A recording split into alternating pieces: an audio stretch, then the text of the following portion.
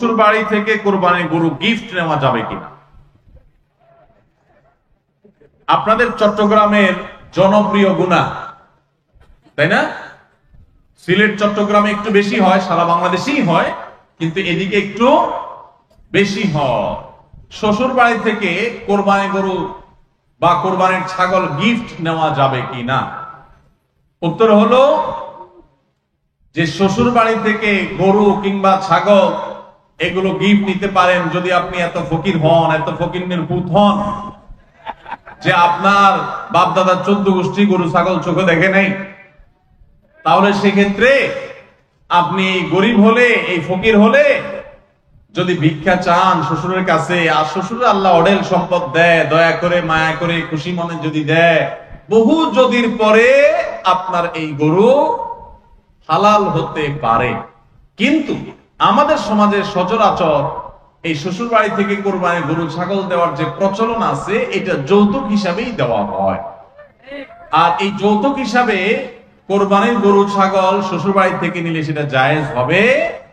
আপনি বলবেন হুজুর ফার্নিচার নেই নাই তো, মোটরসাইকেল নেই নাই তো, নগদ টাকা নেই নাই তো, আল্লাহর রাস্তায় আল্লাহকে খুশি করার জন্য বিসমিল্লাহ আল্লাহু আকবার বলে জবাই করার জন্য কোরবানির গরু নিছি ভাই, এটা কেন হারাম হবে?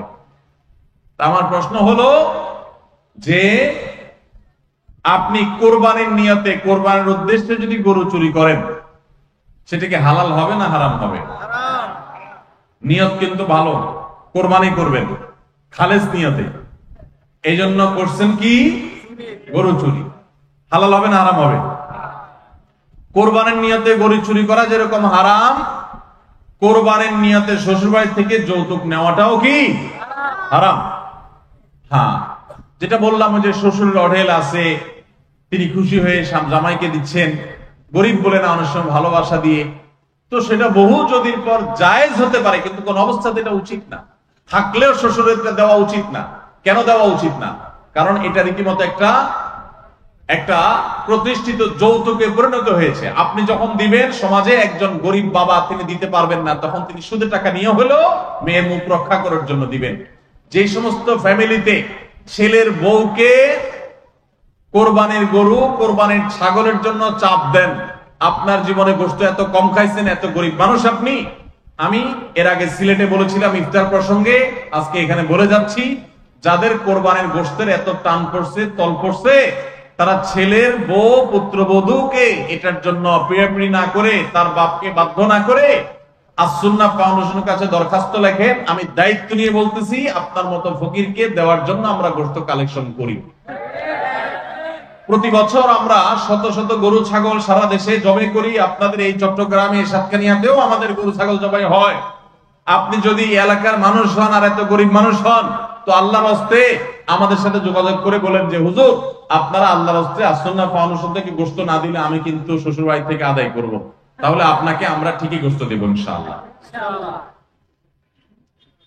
তাহলে আল্লাহর হস্তে ভিক্ষা করবেন, সেটা অনেক বেশি আপনার তুলনামূলক ভাবে উত্তম হবে শ্বশুর বাড়ি থেকে যৌতুক নিয়ে গরু ছাগল কোরবানি দেওয়ার চাইতে। আল্লাহ তাআলা আমাদেরকে বুঝার তৌফিক দান করুন। এই যৌতুকের বিরুদ্ধে আমাদের সংগ্রাম করতে হবে। অনেক ফ্যামিলিতে আছে যে বলে যে আসলে আমরা তো চাই নাই, আমার শ্বশুর বাড়ি থেকে বা আমার ব্যয় হিসাব খুশি হয়ে দিচ্ছেন, জোর করে দিচ্ছেন, আমি নিতে চাই না। ভাই, এখন এমন একটা সময় আমরা আসছি, এখন ঘুষ আর যৌতুক এই দুই জিনিস সবাই খুশি হয়ে দেয়। বুঝেন নাই কথা? ঘুষ আর যৌতুক এই দুইটা মানুষ কি হয়ে দেয়? খুশি মনে দেয়। কারণ বেজার মনে যদি দেয় তাহলে তো খবর আছে। বুঝেন নাই? আমি কয়দিন আগে মক্কায় আমাকে এক ভাই, এই চট্টগ্রামেরই সম্ভবত এক ভাই আমাকে বললেন যে আমাদের ওই যে একটা বক্তব্য ছিল সিলেটের, যে কারোর যদি এত ইফতারের টান থাকে তো শ্বশুর বাড়িতে অর্থাৎ মেয়ের বাবার বাড়িতে ইফতার না চেয়ে আসুন্নাহ ফাউন্ডেশনের কাছে ইফতার চান। এই কথা কেউ কোনোভাবে লিখছে, সেটা ইমো বা এরকম কোন জায়গাতে স্টোরি হয়ে গেছে, নিজের অজান্তে হয়তো টিপাটিপি করে স্টোরি হয়ে গেছে। তো যার স্টোরিতে ওটা ঝুলতেছে ওই লোকটা আবার কোন মেয়ের বাবা। তো সেই বেচারা মেয়ের শ্বশুর বাড়িতে খুব ধুমধাম করে ইফতারের আইটেম গুলো কিনে কিনে পাঠাইছে মেয়ের সুখের জন্য। তো তার ব্যয়সাবরা ইফতারের আইটেম গুলো যখন গ্রহণ করতেছে, একই সময় তারা আবার দেখছে এই লোকের ইমতে আমাদের ওই কথা লেখা যে ইফতারের তল পড়লে ফাউন্ডেশনের কাছে ভিক্ষা চা। তখন তারা ইফতারের সবগুলো আইটেম নাকি ফেরত পাঠাইছে, এগুলো সত্য ঘটনা। সবগুলা ফেরত পাঠাইছে, বলে যে আপনারা একদিক দিয়ে ইফতার দিবেন, আবার আরেক দিয়ে আমাদেরকে অপমান দিবেন ওই লোকের কথা দিয়া। এটা তো হয় না। তো আলহামদুলিল্লাহ, ঠেলায় পড়ে হোক, ইচ্ছায় হোক, অনিচ্ছায় হোক, যৌতুক সেটা ইফতারের নামে হোক আর কোরবানির নামে হোক আর খাট পালনের নামে হোক, এটা আলহামদুলিল্লাহ বন্ধ হচ্ছে। এটি আমাদের জন্য সান্ত্বনার বিষয়, আনন্দের বিষয়। ভাইরা আমার, যারা মনে করেন যে খুশি হয়ে ব্যয় হিসাব দিছে, খুশি হয়ে ব্যয় হিসাব দিছে, কেন আপনার ব্যয় হিসাব আমার দিতে পারেন? আপনারা কেন দেয়? আর মানুষ খুঁজে পায় নাই রাস্তাঘাটে, আপনাকে কেন দিচ্ছে? বুঝতে হবে ডাল মে কুছ কালা হ্যায়।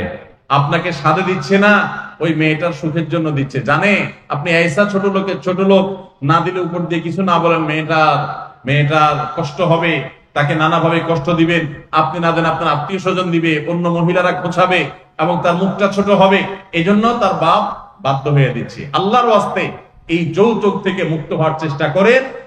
একজন বাবা তার মেয়েকে, একজন মা তার মেয়েকে জন্ম থেকে বড় করে একজন প্রাপ্তবয়স্ক মানুষ বানিয়ে শিক্ষিত করে তারপর আপনার কাছে দিয়ে দিয়েছে, বিয়ে দিয়ে দিয়েছেন, আপনার সংসারে চলে আসছে সারা জীবনের জন্য। মানুষটাকে গড়ে তুলছেন তার বাপ মা, আর তার সুফলটা ভোগ করছেন আপনি। আপনার উচিত বরং শ্বশুর বাড়িতে গিয়ে শ্বশুর শাশুড়িকে খেদমত করা, টাকা পয়সা দেওয়া, হাদিয়া তোফা দেওয়া। কারণ তাদের আস্ত একটা মেয়ে তুলে নিয়ে আসছেন। কত বড় ছোট লোক হলে তারা আস্ত একটা মেয়ে তুলে দিচ্ছে, আবার সাথে আপনি যৌতুক আশা করেন। এই সমস্ত কুপ্রথার বিরুদ্ধে আমরা সংগ্রাম করবো তো ইনশাআল্লাহ। কারা কারা শ্বশুর বাড়ি থেকে গরু ছাগল নেবেন? হাত তোলেন।